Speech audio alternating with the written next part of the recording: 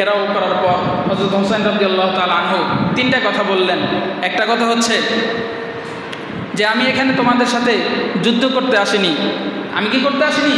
যুদ্ধ করতে আসিনি। আমাকে কি করো, আমি যেখান থেকে এসেছি আমাকে সেখানে যাওয়ার সুযোগ দাও। এটা হচ্ছে এক নম্বর কথা। দুই নম্বর কথা, যদি আমাকে যেখান থেকে এসেছি সেখানে যাওয়ার সুযোগ না দাও, তাহলে ইসলামী রাষ্ট্রের কোনো একটা সীমান্তে আমাকে পাঠিয়ে দাও। ইসলামী রাষ্ট্রের সীমান্ত গিয়ে কাফেরদের সাথে আমি লড়াই করে সেখানে অবস্থান করব। এটা হচ্ছে দুই নম্বর প্রস্তাব। তিন নম্বর প্রস্তাব, অথবা আমাকে ইয়েজিদের সাথে কি করতে দাও, দেখা করতে দাও। ইয়েজিদের সাথে দেখা করে আমি একটা ফায়সালায় আসি, একটা সমাধানে আসি। কিন্তু এই যে উবাইদুল্লাহ বিন জিয়াদ, সে হযরত হুসাইন রাদিয়াল্লাহু তাআলা আনহুর কোনো কথারই কি করে নাই, কর্ণপাত করে নাই। কর্ণপাত না করে বরং সে ইয়েজিদের কি পাওয়ার জন্য, বাহবা পাওয়ার জন্য, ইয়েজিদের নিকটবর্তী হওয়ার জন্য সে হযরত হুসাইন রাদিয়াল্লাহু তাআলা আনহুকে যুদ্ধে অবতীর্ণ করতে বাধ্য করেন। যার ফলে হযরত হুসাইন রাদিয়াল্লাহু তাআলা আনহু এই যুদ্ধে অবতীর্ণ হন। অবতীর্ণ হওয়ার পর ৭২ জন সদস্য নিয়ে, তার পরিবারের সদস্য নিয়ে বীর বিক্রমে লড়াই করে সকলে সেখানে কি করেন, শাহাদাত বরণ করেন। আলহামদুলিল্লাহ, মহান আল্লাহ সুবহানাহু ওয়া তাআলার দরবারে লাখো কোটি শুকরিয়া যে আল্লাহ সুবহানাহু ওয়া তাআলা আমাদেরকে মুহররম মাসের মতো সম্মানিত মাসের বিশেষ দিন আশুরার দিনে আল্লাহ তাআলার ঘর মসজিদে আসার বসার, দ্বীনের খাতিরে, দ্বীনের নিসবতে দ্বীনি কিছু কথাবার্তা বলার এবং শোনার তৌফিক দান করেছেন। এই জন্য সকলে অন্তরের অন্তঃস্থল থেকে মালিকের দরবারে শুকরিয়া আদায় করি, আলহামদুলিল্লাহ। সম্মানিত হাজরিন, আজকে পবিত্র আশুরার দিন অনেক গুরুত্বপূর্ণ এবং ফজিলতপূর্ণ একটি দিন। এই দিনের গুরুত্বের পিছনে এবং ফজিলতের পিছনে অনেক ঘটনা জড়িত আছে।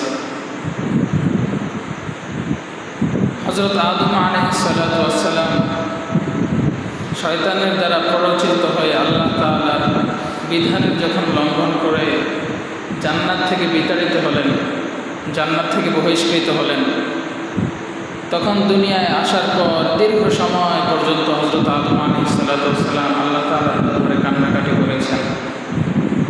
অতঃপর আরাফার ময়দানে আল্লাহ সুবহানাহু ওয়া তাআলা হযরত আদম আলাইহিস সালাতু ওয়াস সালামের এই তাওবা কবুল করেছেন। হযরত আদম আলাইহিস সালাতু ওয়াস সালামের তাওবা যেই দিনে কবুল করেছেন, ওই দিনটা ছিল মূলত আশুরার দিন, মুহররমের 10 তারিখ।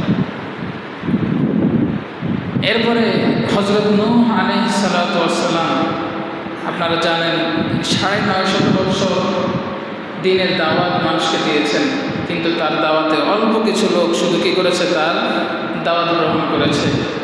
তাওহীদের উপর, একত্ববাদের উপর ঈমান এনেছে, আল্লাহ তাআলাকে এক এবং হযরত নূহ আলাইহিস সালাতু ওয়াস সালামকে নবী বলে স্বীকৃতি দিয়েছে, এমন অল্প কিছুজন লোক ছিল। তো এই অল্প কিছু লোক ছাড়া বাকি আর যারা ছিল সবাইকে আল্লাহ তাআলা কি করেছেন, ধ্বংস করে দিয়েছেন। আর এই যারা হযরত নূহ আলাইহিস সালাতু ওয়াস সালামের উপর ঈমান এনেছেন, তাদেরকে আল্লাহ তাআলা রক্ষা করেছেন কিসের মাধ্যমে? নৌকার মাধ্যমে।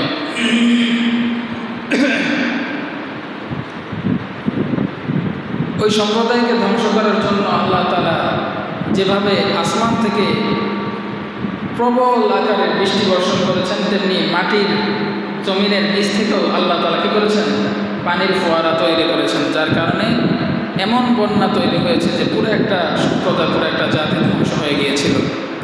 হযরত নূহ আলাইহিস সালাতু ওয়াস সালাম বাকিদেরকে নিয়ে যে নৌকায় আরোহণ করেছেন, এদেরকে নিয়ে যতদিন বন্যা ছিল নৌকা বিভিন্ন জায়গায় ঘোরাফেরা করেছে। তো এই নৌকাটা সর্বশেষ যদি পাহাড় নামক যে পাহাড়টা আছে, ওই পাহাড়ে এসে ঠেকেছে।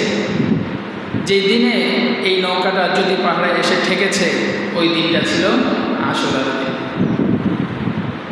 এরপরে আমরা জানি হযরত মূসা আলাইহিস সালাতু ওয়াস সালামের সম্প্রদায় দীর্ঘ সময় ফেরাউন কর্তৃক নির্যাতিত হয়েছে, নিপীড়িত হয়েছে। আল্লাহ তাআলা হযরত মূসা আলাইহিস সালাতু ওয়াস সালাম এবং তার অনুসারী যারা আছে তাদেরকে রক্ষা করার জন্য আদেশ দিলেন যে তোমরা যাও, তোমরা সমুদ্রের পাড়ে গিয়ে সমুদ্রে মুসা তোমার লাঠি দিয়ে তুমি আঘাত করো, আমি সমুদ্রকে কী করবো, সমুদ্রের মাঝখান দিয়ে তোমাদের জন্য রাস্তার ব্যবস্থা করে দেব। আল্লাহ তাআলার আদেশ অনুযায়ী হযরত মুসা আলাইহিস সালাতু ওয়াস সালাম তার সম্প্রদায়কে নিয়ে রওনা হলেন। সমুদ্রের পাড়ে এসে তার যে মুআজিজা স্বরূপ যে লাঠি ছিল, এই লাঠি দিয়ে সমুদ্রের মধ্যে আঘাত করলেন। আল্লাহ তাআলার আদেশে সমুদ্রের মাঝখান দিয়ে রাস্তা তৈরি হয়ে গেল। হযরত মুসা আলাইহিস সালাতু ওয়াস সালাম এবং তার সঙ্গীরা রাস্তা দিয়ে পার হয়ে গেলেন। আর ফেরাউন ও তার দলবল নিয়ে তারাও কী করলো, সমুদ্রের মাঝখান দিয়ে রাস্তা দিয়ে অতিক্রম করার জন্য রওনা হলো। কিন্তু আল্লাহ তাআলার আদেশে তারা এই রাস্তা একত্রিত হয়ে গিয়ে, দুই পাশের পানি একত্রিত হয়ে গিয়ে এই পানির মধ্যে তারা ডুবে মারা গেল। তো হযরত মুসা আলাইহিস সালাতু ওয়াস সালামের জাতিকে যে আল্লাহ তাআলা রক্ষা করেছেন, যেই দিনে এই ঘটনাটা ঘটেছে সেই দিনটাও ছিল মূলত আশুরার দিন। এরকম আরও বহু ঐতিহাসিক ঘটনা এই দিনে কী হয়েছে, সংগঠিত হয়েছে, যার কারণে আশুরার দিনের এত গুরুত্ব এবং আশুরার দিনের এত ফজিলত। সম্মানিত হাজিরিন, কিন্তু আমরা বর্তমানে আশুরা মানেই আমরা মনে করি আশুরা মানে হচ্ছে কারবালা। আশুরার এই যে ফজিলত, এই যে গুরুত্ব, এটা কিসের কারণে? আমরা মনে করি এটা কারবালার কারণে। অথচ কারবালার যে ঘটনা এটা সংগঠিত হয়েছে রাসূল কারীম সাল্লাল্লাহু আলাইহি ওয়াসাল্লামের মৃত্যুর আরও 50 বছর পরে। আল্লাহ রাসূলের মৃত্যুর কত বছর পরে? 50 বছর পরে।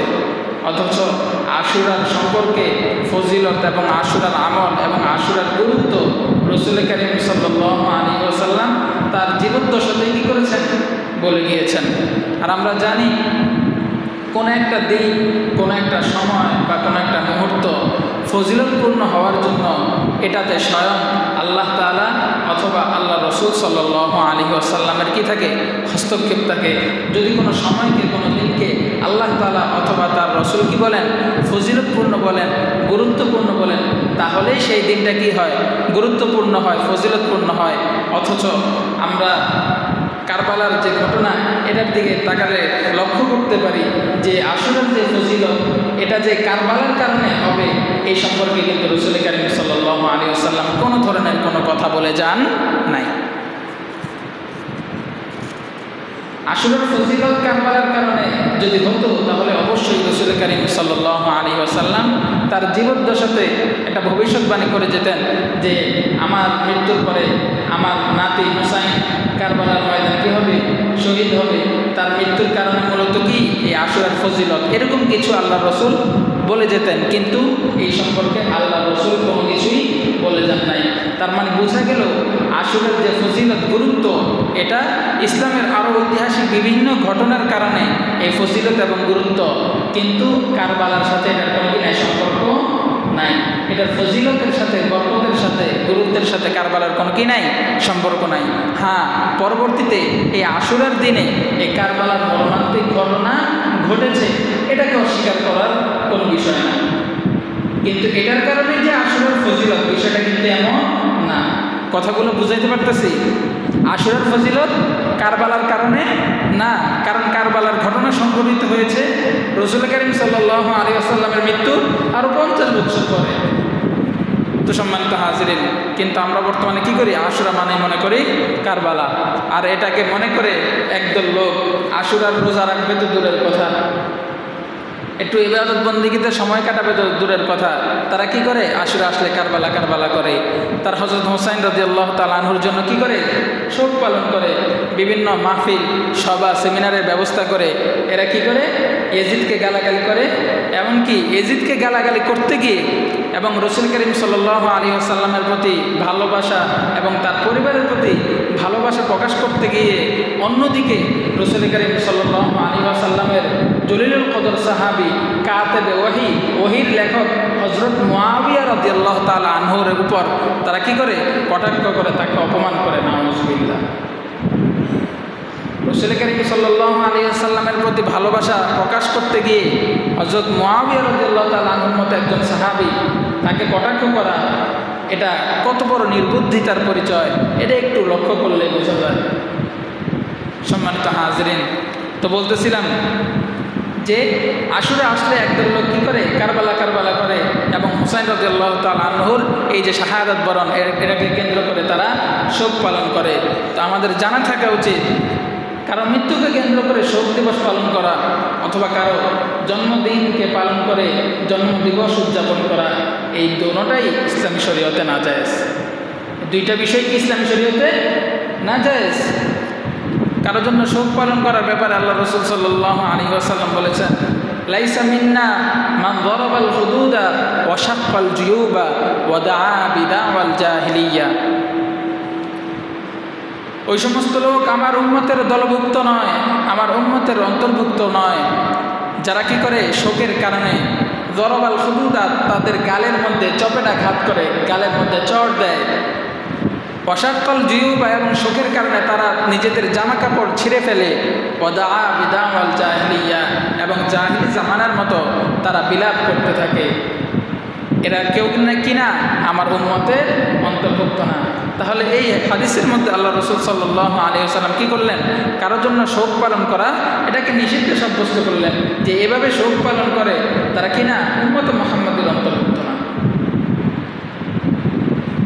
আমাদের আত্মীয় স্বজন আপনজন কেউ যদি মারা যায় তাদের জন্য আমরা শোক পালন করব একদিন বা সর্বোচ্চ 3 দিন, এর বেশি না। শুধুমাত্র কোনো মহিলা তার যদি স্বামী হারায়, স্বামী মারা গেলে শুধুমাত্র মহিলার জন্য 4 মাস 10 দিন শোক পালন করা লাগে। কয় মাস 10 দিন? 4 মাস 10 দিন।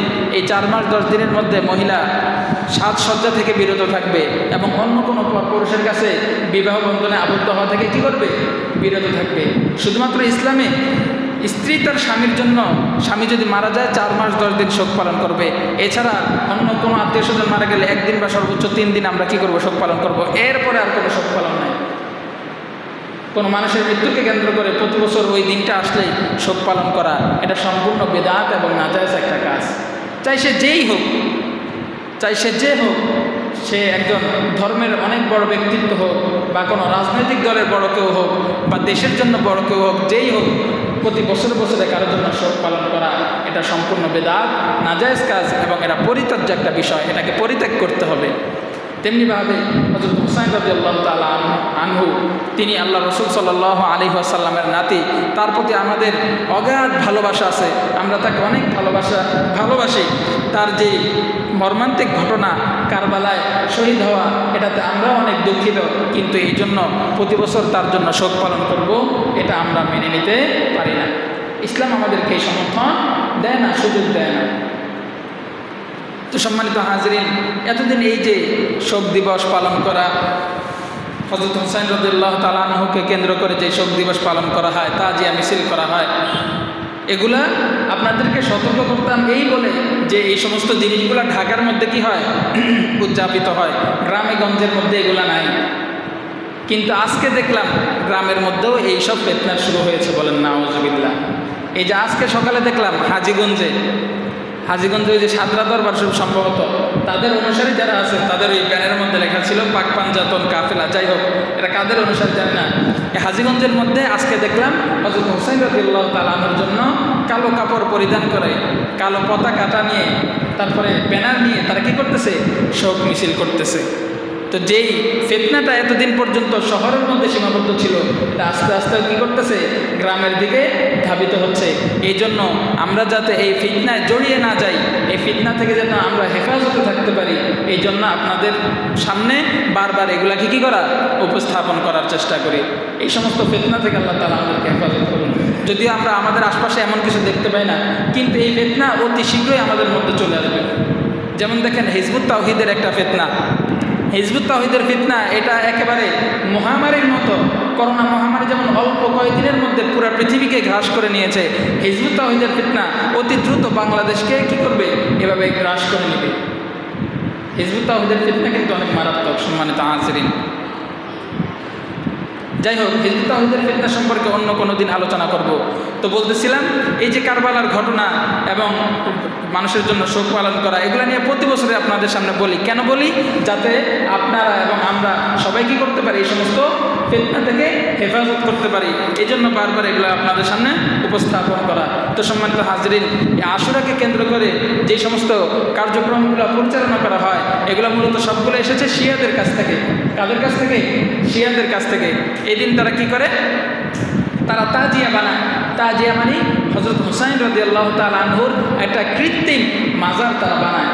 বানানোর পরে তারা এই কালো পোশাক পরিধান করে, কালো পতাকাটা নিয়ে, এরপরে বিভিন্ন ধরনের অস্ত্র টস্ত্র নিয়ে এরা কী করে?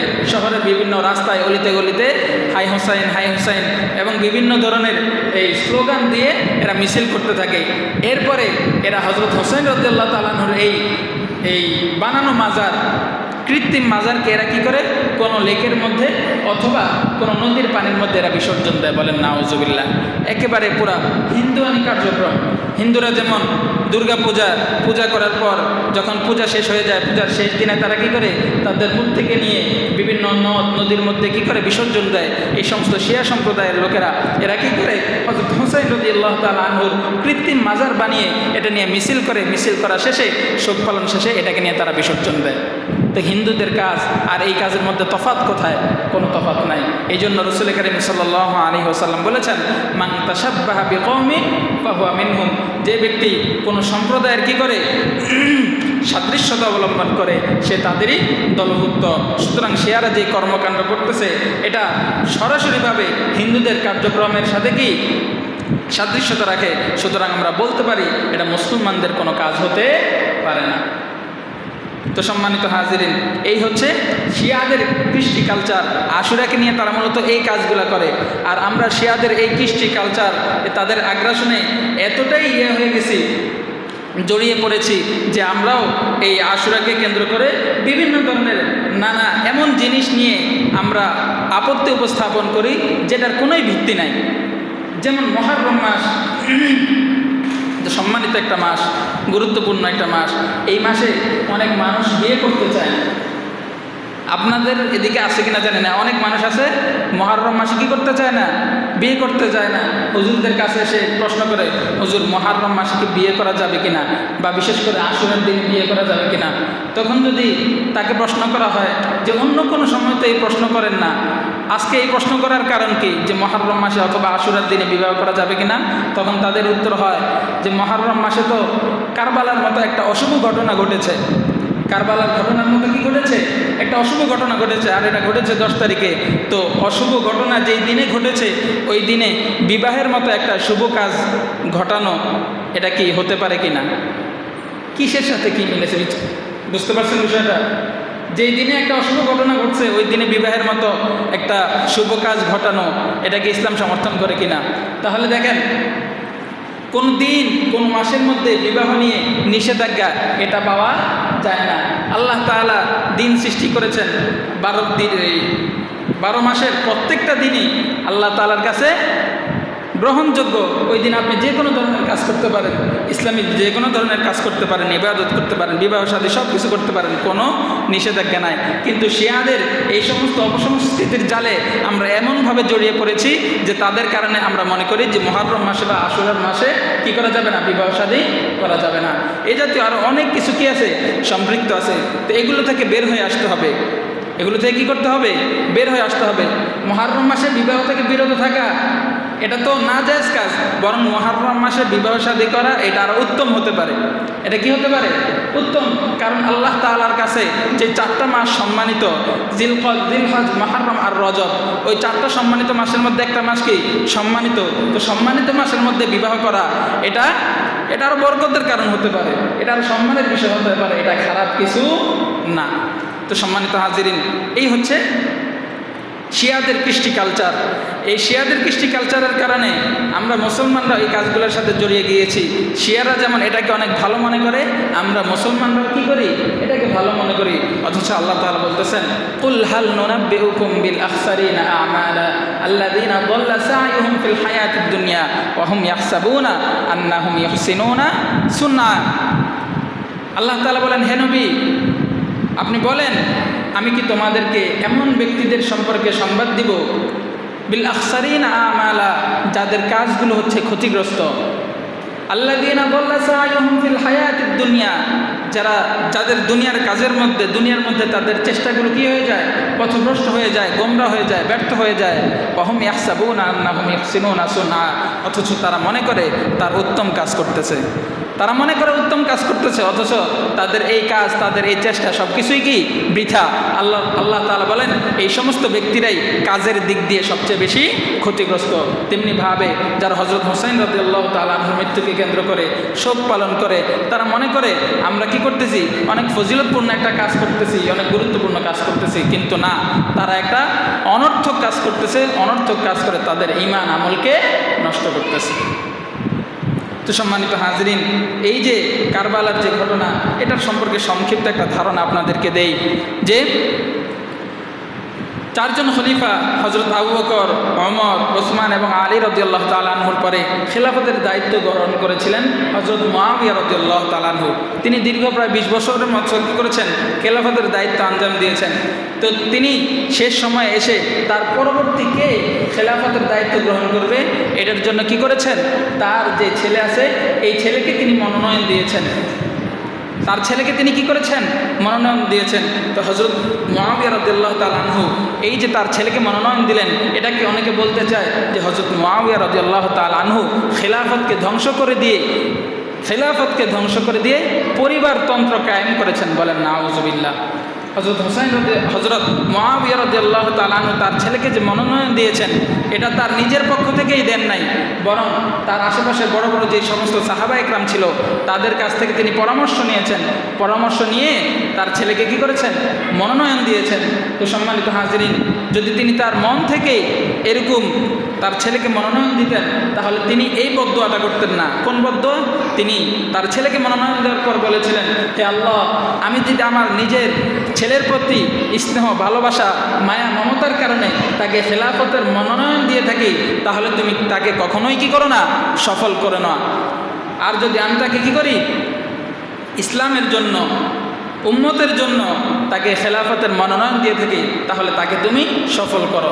তাহলে দেখেন, নিজের ছেলের জন্য এরকম বদদুয়া তিনি যদি নিজের মন থেকে কি করতেন, এরকমটা করতেন, তাহলে এই বদদুয়া তিনি দিতেন না। তার এই বদদুয়া করাটা অথবা বিপরীত দিকে দোয়া করাটা, এটা মূলত এটাই প্রমাণ করে যে তিনি তার ছেলেকে মন থেকে মনোনয়ন দেন নাই, বরং সাহাবায়ে কেরামের সাথে পরামর্শ করে কি করেছেন, মনোনয়ন দিয়েছেন। তো যাই হোক, হযরত মুআবিয়া রাদিয়াল্লাহু তাআলা আনহু যখন তার ছেলেকে মনোনয়ন দিয়েছেন, তো হযরত হুসাইন রাদিয়াল্লাহু তাআলা আনহু কখনোই এই ইয়াজিদের মনোনয়নকে কি করেন নাই, তিনি মেনে নেন নাই। হযরত হুসাইন রাদিয়াল্লাহু তাআলা আনহু মনে করতেন যে ইয়াজিদ খেলাফতের কি না, যোগ্য না। হযরত হুসাইন রাদিয়াল্লাহু তাআলা আনহু মনে করতেন তিনি কি এই কাজের জন্য যোগ্য। তার এই ভাবনাটা, এটা অবশ্যই সঠিক।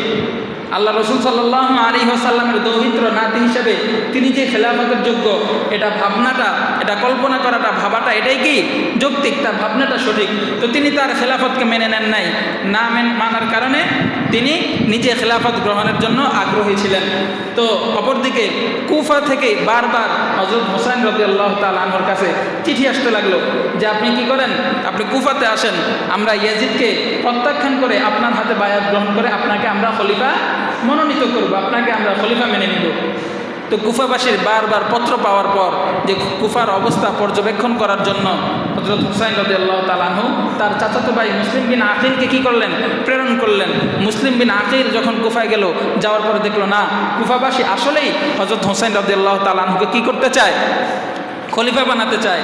তো তিনি সেখানকার পরিবেশ পরিস্থিতি সব কিছু অনুকূলে দেখে তিনি হযরত হুসাইন রাদিয়াল্লাহু তাআলা আনহুর কাছে চিঠি লিখলেন যে না, কুফাবাসী আসলে আপনাকে খলিফা হিসাবে চাচ্ছে, আপনি কুফায় আসতে পারেন। অথচ অপরদিকে এই মুসলিম বিন আকিলের সংবাদ পেয়ে কুফার তৎকালীন যে গভর্নর উবাইদুল্লাহ বিন জিয়াদ, সে মুসলিম বিন আকিলের কথা শুনে সে মুসলিম বিন আকিল এবং যে তাকে কি করেছে, আশ্রয় দিয়েছে, এই দুই ব্যক্তিকেই কি করেছে, হত্যা করেছে। এই দুই ব্যক্তিকে কি করেছে, হত্যা করেছে। কিন্তু অপরদিকে কিন্তু চিঠি চলে গিয়েছে হযরত হুসাইন রাদিয়াল্লাহু তাআলা আনহুর কাছে। হযরত হুসাইন রাদিয়াল্লাহু তাআলা আনহুর কাছে চিঠি গিয়েছে, পরিবেশ কি আছে, সব কিছু অনুকূলে আছে। কিন্তু চিঠিটা চলে যাওয়ার পরেই এই দুর্ঘটনার শিকার তারা হয়েছেন। কিন্তু হুসাইন রাদিয়াল্লাহু তাআলা আনহু এই বিষয়ে কিছুই অবগত না। তখন তো আর বর্তমান জামানের মতো এরকম তথ্য আদান প্রদান এত সহজলভ্য ছিল না যে মুহূর্তের মধ্যে চাইলে এখান থেকে বসে সৌদিতে একজনকে মেসেজ করা যায়। কয়েক সেকেন্ডের ব্যাপার মাত্র। তখন কি আর এমন ছিল না, তখন তথ্য আদান প্রদান করা হতো। রাষ্ট্রের বিভিন্ন জায়গায় চৌকি থাকতো, ওখানে কয়েকজন অশ্বারোহী ঘোড়সওয়ার কী করতো, অবস্থান করতো। কোনো একটা সংবাদ আসলে যেখানে সংবাদটা পৌঁছে দিতে হবে, ঘোড়সওয়ার ঘোড়ায় করে গিয়ে ওই সংবাদ পৌঁছে দিত। তাহলে এটা বিরাট একটা প্রসেসের ব্যাপার, অনেক দীর্ঘ সময়ের ব্যাপার। তো হযরত হুসাইন রাদিয়াল্লাহু তাআলা আনহু ওই চিঠিটা পেয়ে তিনি কুফার উদ্দেশ্যে কী করেছেন, রওনা করেছেন। তো কুফার উদ্দেশ্যে যে তিনি রওনা করেছেন, মদিনা থেকে প্রথমে তিনি মক্কায় এসেছেন। যখন তিনি রওনা করেছেন তখন মদিনার বড় বড় যেই সমস্ত সাহাবা একরাম ছিলেন তারা কি করেছেন, তাকে বাধা দিয়েছেন যে না, কুফার বাসীর ব্যাপারে আমাদের কি আছে, খারাপ প্রতিক্রিয়া আছে, এরা অতটা ভালো না, এদের কথা কাজে কি নাই, মিল নাই, আপনি যাবেন না, তারা আপনাকে খলিফা বানাবে বলে নিয়ে যাচ্ছে, সেখানে গিয়ে তারা হয়তো আপনাকে কি করবে, হত্যা করবে। মদিনার সাহাবা একরাম তাকে কি করলেন, বাধা দিলেন যে আপনি যাবেন না। এরপরে তিনি মক্কায় আসলেন। মক্কা আসার পর মক্কার বড় বড় যে সাহাবী, আব্দুল্লাহ ইবনে ওমর, আব্দুল্লাহ ইবনে জিয়াদ, আব্দুল্লাহ ইবনে জুবায়ের, আব্দুল্লাহ ইবনে ওমর, আব্দুল্লাহ ইবনে মাসউদ, এরাও তাকে কি করলেন, বাধা দিলেন যে আপনি কুফাতে যাবেন না, ইরাকের রাজধানী কুফা, সেখানে আপনি যাবেন না। কিন্তু হযরত হুসাইন রাদিয়াল্লাহু তাআলা আনহু কারোর কথায় কি করলেন না, কর্ণপাত করলেন না, তিনি চলে গেলেন কুফায়। কুফায় যাওয়ার পর এদিক দিয়ে যখন ইয়াজিদ খবর পেল যে হযরত হুসাইন রাদিয়াল্লাহু তাআলা আনহু কি করতেছেন, আসতেছেন, তিনি তার যে গভর্নর উবাইদুল্লাহ বিন জিয়াদ তাকে বার্তা পাঠালেন যে হযরত হুসাইন রাদিয়াল্লাহু তাআলা আনহুর আগমনকে তুমি প্রতিহত করো, সে যেন কুফায় আসতে না পারে, সে যেন কুফায় আসতে কি করতে পারে, না পারে। তো উবাইদুল্লাহ বিন জিয়াদ এই সংবাদ পাওয়ার পর হযরত হুসাইন রাদিয়াল্লাহু তাআলা আনহুকে কারবালার প্রান্তর কি করলেন, বেষ্টনী দিয়ে ফেললেন, তাকে ঘেরাও করলেন। ঘেরাও করার পর হযরত হুসাইন রাদিয়াল্লাহু তাআলা আনহু তিনটা কথা বললেন। একটা কথা হচ্ছে যে আমি এখানে তোমাদের সাথে যুদ্ধ করতে আসিনি। আমি কি করতে আসিনি, যুদ্ধ করতে আসিনি। আমাকে কি করো, আমি যেখান থেকে এসেছি আমাকে সেখানে যাওয়ার সুযোগ দাও। এটা হচ্ছে এক নম্বর কথা। দুই নম্বর কথা, যদি আমাকে যেখান থেকে এসেছি সেখানে যাওয়ার সুযোগ না দাও, তাহলে ইসলামী রাষ্ট্রের কোনো একটা সীমান্তে আমাকে পাঠিয়ে দাও। ইসলামী রাষ্ট্রের সীমান্ত গিয়ে কাফেরদের সাথে আমি লড়াই করে সেখানে অবস্থান করব।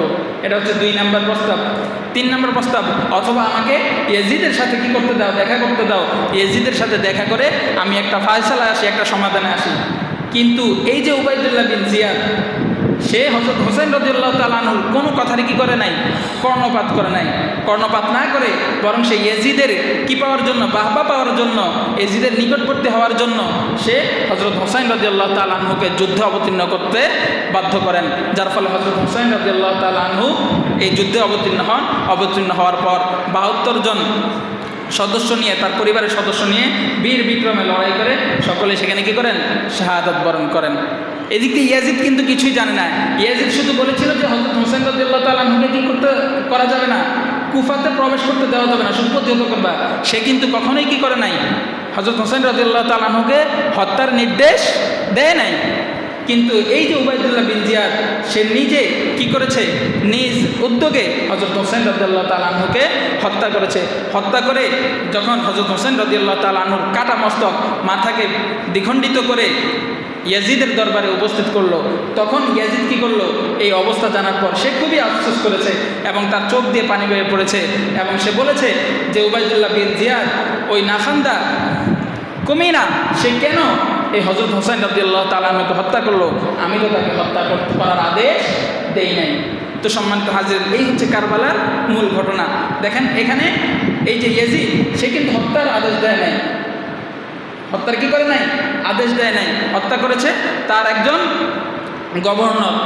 তবে ইয়াজিদের এখানে দোষ কি, তার শাসনামলে এরকম এই খারাপ একটা ঘটনা ঘটেছে, কিন্তু সে এটার যথাযথ ব্যবস্থা নিতে পারে না, এটার কোনো বিচার করতে পারে না। এই জন্য ইয়াজিদকে আমরা খারাপ চোখে দেখি। তার মানে তার ব্যক্তিগত জীবন নিয়ে টানা হিসা করা, এটা আমাদের সাথে যায় না। ব্যক্তিগত জীবনে তিনি কী ছিলেন, ভালো ছিলেন। কিন্তু হযরত হুসাইন রাদিয়াল্লাহু তাআলা আনহু এই যে শাহাদাতের ঘটনা, যে ঘটনা ঘটিয়েছে, তার যে একটা সুষ্ঠু বিচার করবে, সুষ্ঠু বিচারটা কি করতে পারে না, ইয়াজিদ করতে পারে নাই। যার কারণে আমরা ইয়াজিদকে খারাপ নজরে দেখি, কিন্তু তার ব্যক্তিগত জীবন নিয়ে আমাদের কোনো কি নাই, কোনো এই আক্ষেপ নাই। তো সম্মানিত হাজরিন, তো যেই ঘটনা, এটা হচ্ছে কারবালার সংক্ষিপ্ত ঘটনা। তো এই ঘটনাকে কেন্দ্র করে যারা কি করে, আশুরা আসলে বিভিন্ন মাহফিল সেমিনারের মধ্যে ইয়াজিদকে ইচ্ছামতো গালাগালি করতে থাকে। এজিদকে কি করে ইচ্ছা মতো গালাগালি করতে থাকে এবং গালাগালির এক পর্যায়ে এজিদের বাপ হযরত মুআবিয়া রাদিয়াল্লাহু তাআলা আনহু জলিলুল কদর সাহাবী কাতিবে ওহী তাকেও কি করে গালিগালি করে। এটা খুবই খারাপ বিষয়। এজিদকে খারাপ চোখে দেখা, এটা খারাপ চোখে দেখতে পারেন আপনি। তার কারণে কি করেছে, এরকম একটা মর্মান্তিক ঘটনা ঘটেছে এবং সে এটার সুষ্ঠু তদন্ত বা বিচার করতে পারে নাই, এই হিসাবে সে খারাপ। কিন্তু হযরত মুআবিয়া রাদিয়াল্লাহু তাআলা আনহুর এখানে কি দোষ? হযরত মুআবিয়া রাদিয়াল্লাহু তাআলা আনহুর কোনো দোষ আছে? তো ইয়াজিদকে গালাগালি করতে গিয়ে হযরত মুআবিয়া রাদিয়াল্লাহু তাআলা আনহুকে আমরা গালাগালি করে আমরা আমাদের নিজেদের ঈমান আমলকে কি করতেছি, নষ্ট করতেছি। এই জন্য এগুলা জানা দরকার, যে সংক্ষিপ্ত যে ইতিহাসগুলো আছে, নির্ভরযোগ্য ইতিহাস, এগুলো জানা দরকার, জেনে ওই অনুযায়ী আমাদের আমল করা দরকার। কিন্তু আমরা কি করি, এমন এই যে ইতিহাসকে বিকৃত করেছে মূলত কয়েকটা লেখক, এর মধ্যে একটা আছে, লেখকের নামটা মনে নাই, যে বইটা আছে বইটা হচ্ছে বিষাদ সিন্ধু। এই বিষাদ সিন্ধুর মধ্যে মানে হযরত মুআবিয়া রাদিয়াল্লাহু তাআলা আনহুকে ভিলেন হিসেবে উপস্থাপন করা হয়েছে, অথচ হযরত মুআবিয়া রাদিয়াল্লাহু তাআলা আনহু কখনোই আমানতের কি করেন নাই, খেয়ানত করেন নাই। একজন সাহাবার ব্যাপারে সমালোচনা করতে আমাদের 100 বার, 10 বার না 100 বার ভাবতে হবে। কারণ সাহাবা ইকরাম তো এমন লোক রাদিয়াল্লাহু আনহু ওয়া রাদু আন, তারা আল্লাহ তাআলার উপর সন্তুষ্ট হয়েছে, আল্লাহ তাআলা তাদের উপর কি হয়েছে, সন্তুষ্ট হয়েছে। এবং আল্লাহ তাআলা তাদের সম্পর্কে আরো বলেন, উলাইকাল্লাযীনা ইমতাহানাল্লাহু কুলুবাহুম লিত্তাকওয়া লাহুম মাগফিরাতুম ওয়া আজরুন আযীম। সাহাবা ইকরাম তারা এমন লোক, তাদের অন্তরকে তাকওয়ার জন্য আল্লাহ তাআলা কি করেছেন, পরীক্ষা করেছেন। তারা পরীক্ষায় উত্তীর্ণ হয়েছে, যার কারণে লাহুম মাগফিরাতুন, তাদের জন্য রয়েছে ক্ষমা, ওয়া আজরুন আযীম, এবং মহা প্রতিদান। সাহাবা ইকরামের আদর্শ গুণাগুণ কেমন ছিল, আল্লাহ তাআলা কোরআনের আরেক আয়াতে বলেন, মুহাম্মাদুর রাসূলুল্লাহ ওয়াল্লাযীনা মাআহু আশিদ্দাউ আলাল কুফফারি রুহামাউ বাইনাহুম তারাহুম রুকআন সুজদান ইয়াবতাগুনা ফাদলাম মিনাল্লাহি ওয়া রিদওয়ানা। যে মুহাম্মাদুর রাসূলুল্লাহ এবং তার সাথী সঙ্গী যারা আছে এরা পরস্পরের মধ্যে খুব সহনশীল, কিন্তু কাফেরদের ব্যাপারে এরা খুব কঠোর। রুহামাউ বাইনাহুম তারাহুম রুকআন সুজদা, আপনি তাদেরকে দেখবেন তারা নামাজরত অবস্থায় আছে, সেজদারত অবস্থায় আছে। ইয়াবতাগুনা ফাদলাম মিনাল্লাহি ওয়া রিদওয়ানা, নামাজে থেকে তারা আল্লাহ তাআলা কি করে, অনুগ্রহ কামনা করে। তো এই হচ্ছে সাহাবা ইকরামের আমল, এই হচ্ছে তাদের আদর্শ। আল্লাহ তাআলা তাদের উপর সন্তুষ্ট হয়েছেন। সাহাবা ইকরাম সকলেই জান্নাতি, এটা আমাদের জানা থাকা দরকার। সকল সাহাবী কি জান্নাতি, এটা নিয়ে কোনো সন্দেহ আছে? বলেন, এটা নিয়ে কোনো সন্দেহ আছে? সকল সাহাবীদের জান্নাতি, এটা নিয়ে কোনো সন্দেহ আছে? সন্দেহ থাকার কোনো লেশ মাত্র নাই, কারণ তাদের জান্নাতি হওয়ার ব্যাপারে আল্লাহ তাআলা ঘোষণা দিয়েছেন, আল্লাহ তাআলা তাদের উপর সন্তুষ্ট। তো আল্লাহ তাআলা যদি সকল সাহাবীর উপর সন্তুষ্ট থাকেন, তো এর মধ্যে কিছু সাহাবীকে আল্লাহ তাআলা জাহান্নামে দিবেন, এটা হতে পারে? আল্লাহ তাআলা যাদের উপর সন্তুষ্ট হয়েছেন তাদেরকে অবশ্যই আল্লাহ তাআলা কি দিবেন, জান্নাত দিবেন। এই জন্য সীমা অতিক্রম করা যাবে না। ইন্নাল্লাহা লা ইউহিব্বুল মুতাদিন, আল্লাহ তাআলা সীমালঙ্ঘনকারীকে কি করেন না, পছন্দ করেন না। আপনি ইয়াজিদকে খারাপ চোখে দেখতে গিয়ে আপনি জলিলুল কদর সাহাবী হযরত মুআবিয়া রাদিয়াল্লাহু তাআলা আনহুকে গালাগালি করবেন, এটা কখনোই কোনো মুমিন মুসলমানের বৈশিষ্ট্য হতে পারে না। আল্লাহ রাসূল সাল্লাল্লাহু আলাইহি ওয়াসাল্লাম সাহাবাদের সমালোচনা করার ব্যাপারে আমাদেরকে খুব সতর্ক করে দিয়েছেন। প্রতি জুমার দ্বিতীয় খুতবায় যে একটা হাদিস পড়া হয়, আল্লাহ আল্লাহ ফি আসহাবি লা তাত্তাখিযুহুম গারাদাম মিন বাদি, আমার সাহাবাদের ব্যাপারে তোমরা কি করো, আল্লাহ আল্লাহ মানে আল্লাহকে ভয় করো। লা তাত্তাখিযুহুম গারাদাম মিন বাদি, আমার মৃত্যুর পর কোনো সাহাবীকে তোমরা সমালোচনার বস্তু বানাবে না, সমালোচনার লক্ষ্য বানাবে না। মান আহাব্বাহুম ফাবিহুব্বি আহাব্বাহুম, যে ব্যক্তি সাহাবাদেরকে ভালোবাসে সে আমার প্রতি, আমি নবীর প্রতি ভালোবাসার কারণে সাহাবা ইকরামকে ভালোবাসে। ওয়ামান আবগাদাহুম ফাবিবুগদি আবগাদুহুম, আর যারা সাহাবা ইকরামের প্রতি বিদ্বেষ লালন করে তারা মূলত আমার প্রতি কি করে, বিদ্বেষ লালন করে। তাহলে সাহাবা ইকরামকে ভালোবাসা নবীকে ভালোবাসার নামান্তর, আর সাহাবা ইকরামের প্রতি বিদ্বেষ রাখা নবীজির প্রতি বিদ্বেষ রাখার নামান্তর। এই জন্য খুব সাবধান, কোনো সাহাবা ইকরামের ব্যাপারে আমরা কখনোই কি করব না, সমালোচনা করব না। তো সম্মানিত হাজিরিন, আল্লাহ তাআলা আমাদেরকে আশুরার সঠিক ইতিহাস জানার এবং আশুরার যে আমলগুলো আছে এগুলোর উপর আমল করার তৌফিক দান করুন, এবং শিয়াদের যত ধরনের অপসংস্কৃতি আছে, শিয়াদের আগ্রাসন আছে, এগুলো থেকে আল্লাহ তাআলা আমাদেরকে হেফাজত করেন, সকলে বলেন আমিন। এবং সঠিক যে ইতিহাসগুলো জেনে আমরা যেন সামনে অগ্রসর হতে পারি, এবং যত ধরনের মিথ্যা ইতিহাস আছে মিথ্যা ইতিহাস থেকে বিরত থাকার এবং সাহাবা ইকরামের সমালোচনা থেকে বিরত থাকার তৌফিক আল্লাহ তাআলা আমাদেরকে দান করেন, সকলে বলেন আমিন। ওয়া আখিরু দাওয়ানা আলহামদুলিল্লাহি রাব্বিল আলামিন। যারা সুন্নাত পড়েন না 4 রাকাত ক্বাবলাল জুমা আদায় করে নেন।